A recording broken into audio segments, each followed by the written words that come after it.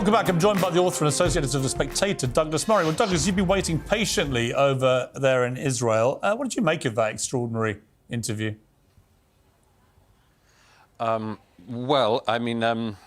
Listening to Jeremy Corbyn, let alone Len, talking about the Middle East and the way to solve the Middle East's problems is like watching somebody trying to do brain surgery whilst wearing boxing gloves. I mean, it is so cack-handed, it's just beyond belief.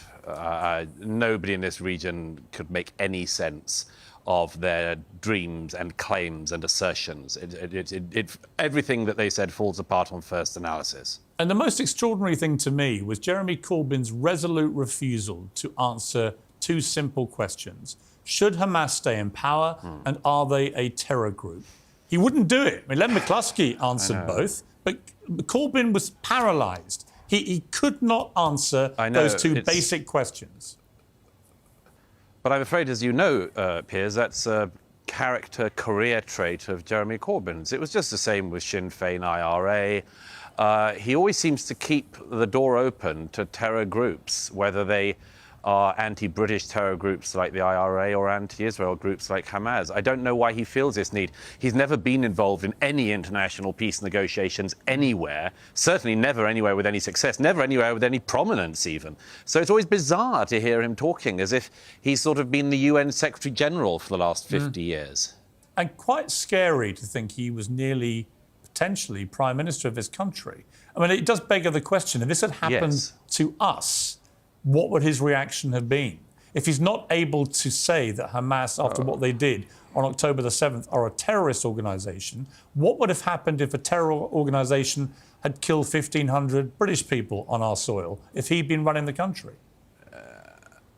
Absolutely, and I'd add to that. I mean, you know, he talks about the importance of clarity and being absolutely clear on things, and is very unclear on things himself. What he just said there about the Palestinians and Hamas, and I mean, he and Len McCluskey talk about Palestine, for instance. What do they mean by Palestine?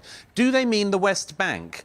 Do they mean the West Bank and Gaza? Do they mean the West Bank, Gaza and East Jerusalem? Like, what is this state? Do they mean everything in pre-1948 or post-1948? They never say. They just talk about this non-existent state that still doesn't exist because for decade after decade, people like them have supported the worst possible elements and have encouraged them in this delusion that Israel can be disappeared. It's not going to be disappeared. And yet this delusion is encouraged, among other things, among some people in the Palestinian leadership, which is why when they're offered 99% of a state, as they have been time and time again, they say no, because 99% isn't 100%. Well, that clip I found of Bill Clinton from a few years ago was very telling, both in his description of what Hamas do, which they're now doing, and also in the fact that he had a great settlement there, and Arafat at the last minute screwed him, just walked away. Absolutely. Arafat walked away as his predecessors had walked away time and again. It could all be so different, you know, it could all be so different. Just going back to what's happened in Gaza since the withdrawal, you know, remember the Israelis left Gaza in 2005. It was extremely traumatic for the people of Israel because they saw members of their own army pulling forcibly Jewish families from their homes because they said that they would give Gaza over to the Palestinians. There were elections. Hamas won the elections, killed their Fatah rivals, and then never had another election. How can anyone defend this group or believe they're a legitimate government of Palestine? And the idea that they're any part... I tell you one thing, Piers, it's very, very obvious when you're here in the period after the massacres of October the 7th. It doesn't matter whether you're right-wing or left-wing. It doesn't matter whether you're a peacenik, like many of the people who were murdered in the kibbutz, or a supporter of Benjamin Netanyahu. Nobody in Israel believes that they can live beside Hamas. Nobody. No. Well, why would you? I mean, Hamas are dedicated in their charter to the eradication of Israel, and they've proven on October the 7th they will kill as many Jewish people as they can get their hands on. And the Hamas spokesman only last week said they want to do what happened on October the 7th again and again and again. You can't do peace with people with that mentality. I was at one of the trauma hospitals earlier speaking to some survivors of the October attacks. I was very struck particularly by one man in his, I suppose, 40s, 50s. He and his family hid in their safe room, but they didn't lock safe rooms. They couldn't lock because they were for bombs, not for Hamas terrorists coming door to door. His daughter managed to survive. He lost both his legs. He lost his wife, died in front of him and his daughter, and he lost his 14-year-old son. And after this man described what happened when his boy breathed his last, he said, look, I'm a leftist. I've always been a leftist. Douglas, just hold your thought. These people. We're just going to come off air on the show, but we're going to carry on this for our YouTube. So 1 second, just stay with me. Keep it uncensored. We're going to keep with Douglas Murray. We're going to be live on our YouTube channel now. Keep following. I'll come back to Douglas. So just finish that anecdote. You met this guy, and he was on the left, you said. Yes, I mean, you hear that all the time.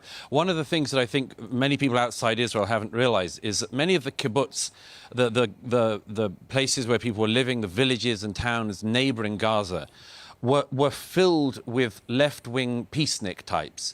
The sort of people, for instance, who there was a woman in one kibbutz who every day she drove Palestinian children to hospitals. There were people who made sure they always had Palestinian colleagues from Gaza. They would employ them.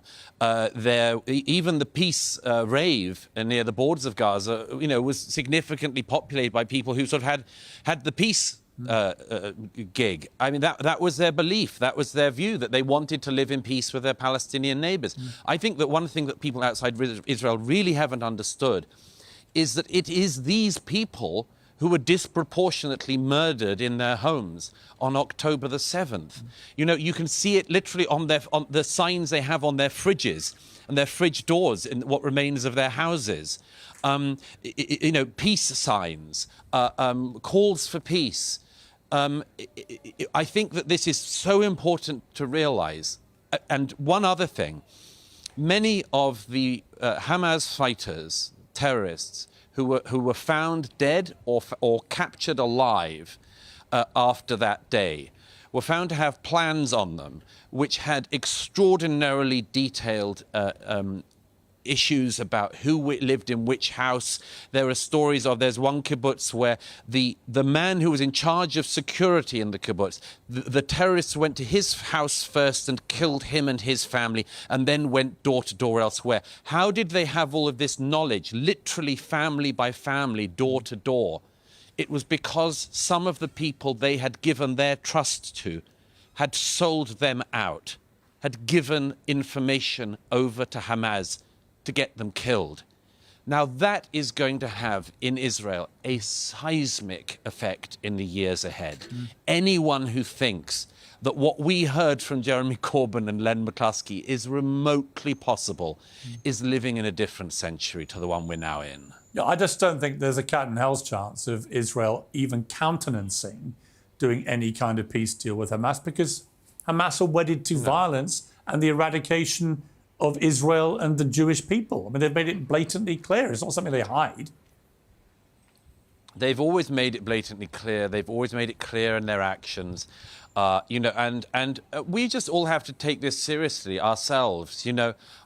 Israel takes it seriously. Some people, maybe some people like the peaceniks I just described, didn't think they really meant it and learned, in the worst way possible that they did. But we have Hamas people in the UK. We have Hamas leaders in the UK we've given sanctuary to. We should also realise these people mean it, Piers. And that if they had the upper hand, if they had their way in the UK, they wouldn't hesitate to do the same thing that their friends did in Israel last month. Yeah, it's so true. Douglas Murray, thank you very much indeed for hanging on there. I appreciate it. It's a pleasure. Have a good night.